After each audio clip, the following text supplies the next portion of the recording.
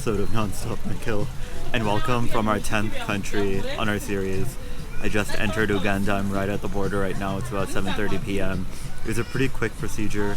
One room you go in to exit Rwanda. There's a room right next to that room for entering Uganda and going through those formalities really quickly. And then now I just also changed some money as I was recommended at the border for some Ugandan currency. I think it's also Ugandan shillings. And then we'll see what's going to happen next. Right now, this is my first international border crossing at night on a bus. It makes the experience completely different doing it in the dark. Hello everyone from Kampala, the capital of Uganda. I just arrived here about 6:30 in the morning. It's almost noon right now, which meant that I got to take a little nap right after checking in to my hotel. My hotel is literally a block away from where the bus terminals are. So my Jaguar bus terminal just literally right across the street dropped me off there. I just got all my bags, walked across the street to my hotel and checked in. Luckily they were able to check me in that early in the morning, and I got to relax a little bit, get a little nap in before getting refreshed and now ready to take on Kampala. From just the view outside of my hotel balcony, you can already tell that Kampala is different from everything we've seen in Zanzibar and then in Rwanda. This is a bustling, happening, economically vibrant city. It's full of traffic, it's full of commotion, it's full of people from all around East Africa and all around the world. It's full of pollution. It's gotta be one of the most polluted cities in Africa. And I don't know about you, but I'm ready for it right after spending some time relaxing in Zanzibar. And then after being in such a controlled society like in Rwanda. This is a typical African city which I've been used to visiting. It's full of people hustling to make their income for the day. It's full of people coming from all over the world to find and exploit new opportunities here. That means the food is going to be good. That means that there are going to be a bunch of local people just living their basic lives. And I'm ready to share that entire experience with you. Now, Kampala is a city which sits on Lake Victoria. That's the largest lake on the African continent. And so the climate is a bit more moderate, as we've seen throughout Rwanda as well. So I'm hoping that I can step out dressed like this and not just be drenched in sweat all day long. But as usual, today too, I have no plans. My plans are just to walk around, spend some time on foot, checking out the city of Kampala, seeing what sort of neighborhoods emerge, what sort of people we find. Of course, check out the food, because there's food from all over the world here, so that's something I'm excited about. But first things first, I'm gonna need a coffee because I just spent 13 hours on a bus and then took a nap, and now I'm sort of in a weird state of mind at the moment. So hopefully some coffee will help that. Fortunately, there is a chain of cafes called Cafe Javas, and I just see one right across the street from my hotel. So I'm gonna head right there and then regroup and then see what I want to do next. Right, so I just got my coffee here at Cafe Java's. First time being here, and I see why they have so many locations. They not only serve coffee, but all meals of the day, and the food actually looks really appetizing. Coffee, drinks, all kinds of drinks, desserts, pastries, all the types of food. And the menu is extensive, from everything from pastas to and the lights went out. Everything from pastas to Mexican food to burgers to sandwiches to typical African food. It's all available here, so I'm probably going to hit it up at some point because the photos on the menu look really good.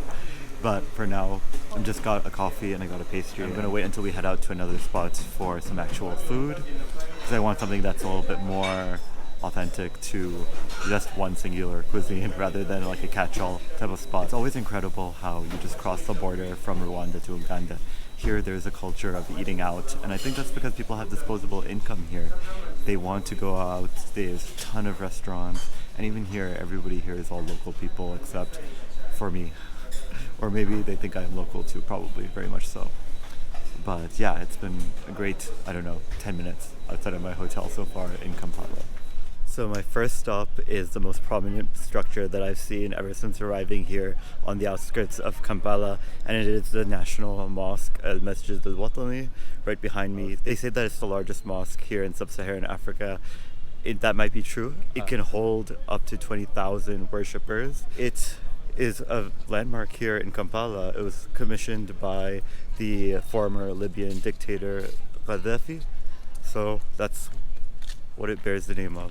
So it just started raining, so I've been trying to find somewhere else to film the next segment, because in front of the mosque they told me that they have to still charge me the full admission price in order to film even outside of the mosque, which is the first time I've ever had to pay anything to even film outside of a mosque, even like be outside of a mosque. So on principle I just said no, that I'm not going to pay, and I've come to this site instead. You can still kind of see the mosque peeking out from behind this replica of the old Fort Lugard. Lugard, named after a British soldier who was tasked with coming here to Uganda to sort of oversee its transition into a full-fledged British colony. However, this is not the original site of the fort. The fort was actually sitting where the mosque sits, on top of the hill. But then when the Libyans came in to build the mosque under the patronage of Gaddafi and with support from Idi Amin, this replica of the fort was built towards this side of the hill so that it could still maintain a position somewhat close to its historic one, though not in the prime center of the hill on Old Kampala Hill, where the mosque currently sits and can be seen from all around the city. So I pushed quite a bit on why we have to pay a charge to be anywhere around the mosque, and what they told me is that it's now considered a tourist attraction under the tourism authorities, and so because of that, if you're not planning on just going to go pray, but if you're there for any other purposes, you've got to pay for an entrance ticket. And they also told me that before, when Gaddafi was still around as the despot of Libya, they used to get support continually from Gaddafi in Libya.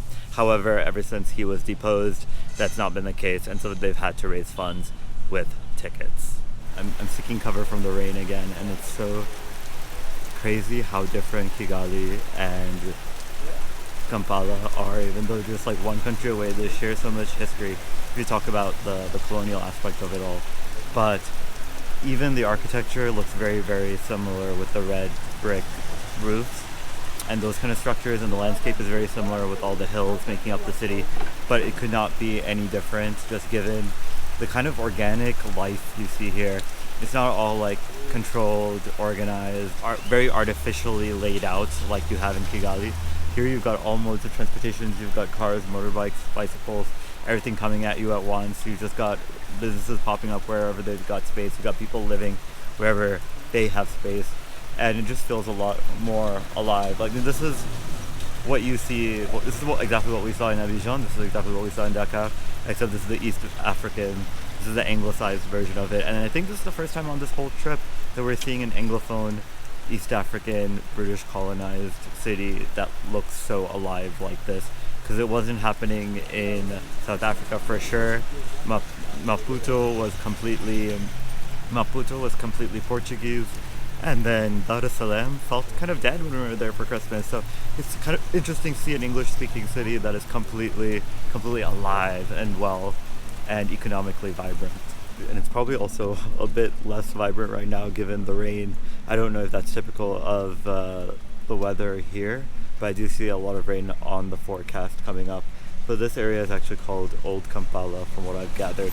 So it would have been exactly the base from which the British East Africa Company started their colonial project. So it makes sense that in this area, on top of the tallest hill here, that's where you'd want to set up your fort, so you could keep an eye on any potential adversaries. All I'm planning on doing right now is try to walk around this area. There are some museums, there are some churches, and then head further east where you can get into more residential areas, more areas of people from various backgrounds. You've got temples, you've got churches, mosques, the like, restaurants, of course. Okay, this is perhaps the most annoying kind of rain. It like starts heavy, then it goes quiet again, and then it comes back every like 5 minutes, so you can't even like stop and then get out and then try to do something again, because right now the rain is starting again. I've got to put my camera away, but this whole area is really, really interesting. I wish I could explore it more in detail, because it's all Ethiopian and Eritrean businesses, restaurants, and the like. But I've really got to put my camera away now because it's starting to pour. Okay, I'll talk to you guys later.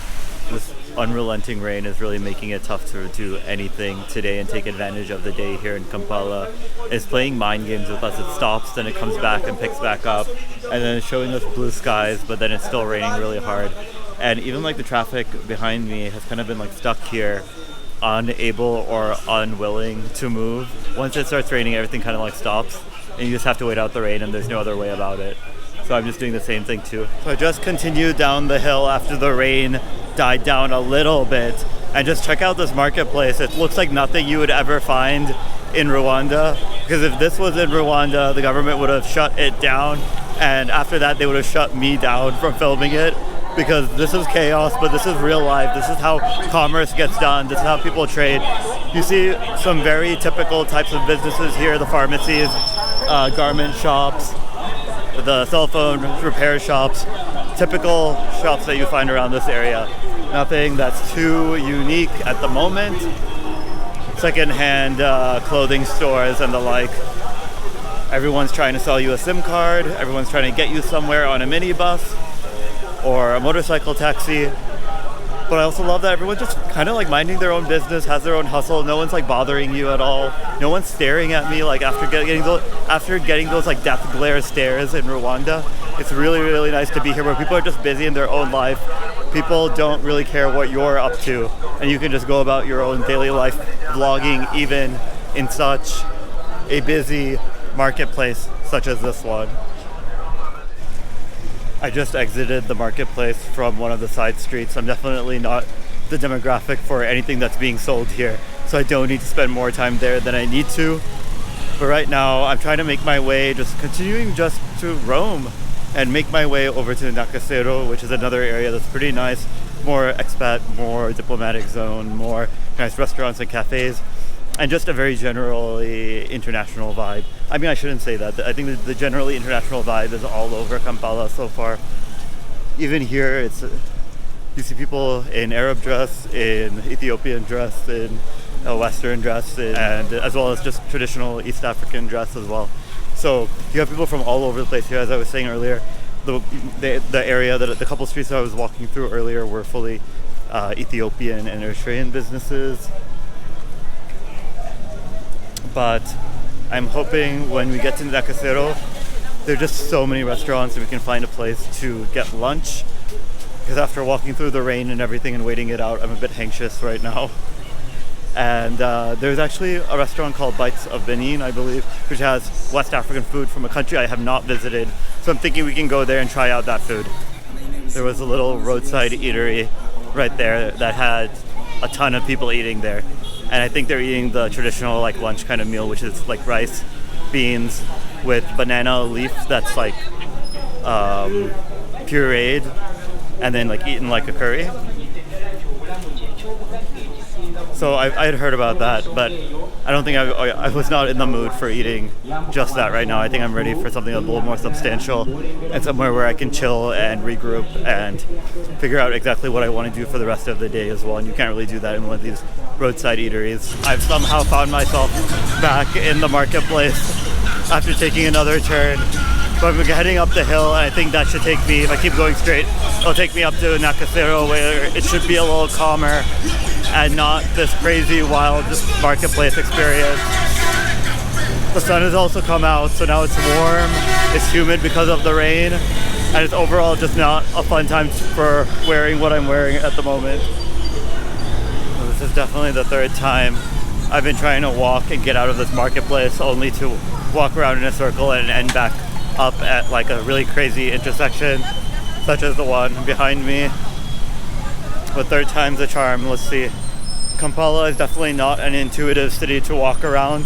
Everything looks like it's very close by, but because of all the hills and all of the weirdly shaped streets, it makes for a really, really complicated walk. Okay, I think I've made it up that hill, and this is the hill that's actually bringing me to Nakasero. I don't even know if I'm saying that right, but I think I'm here because the roads are a lot wider. There are some bigger businesses here. It's not the congested, dense mess, but the mess that works, like we saw in the marketplace down there. Right now I'm just roaming around, gonna see if anything looks nice for some food. I have some places in mind, as I mentioned before. I just have to go look them up on the map and then try to navigate myself there as well. Google Maps has confirmed for me that I am in Nakasero. And the structure of the city here changes quite a bit because it's no longer the semi-grid system with many, many exceptions that you cannot even call it a grid system anymore that we saw down in the marketplace. Here, if you're trying to follow it, it's like a set of concentric circles of ring roads, essentially. And so I'm on one of the outer ring roads of Nakasero. And obviously as you go inside the neighborhood, it becomes narrower and narrower in terms of the ring roads.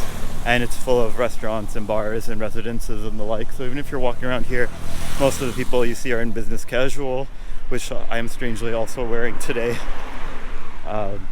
And just a different demographic of people. And then if you keep going also into the inner roads, you start finding embassies and the like. So completely makes sense that you have all the amenities catering to the diplomatic staff or just travelers like me.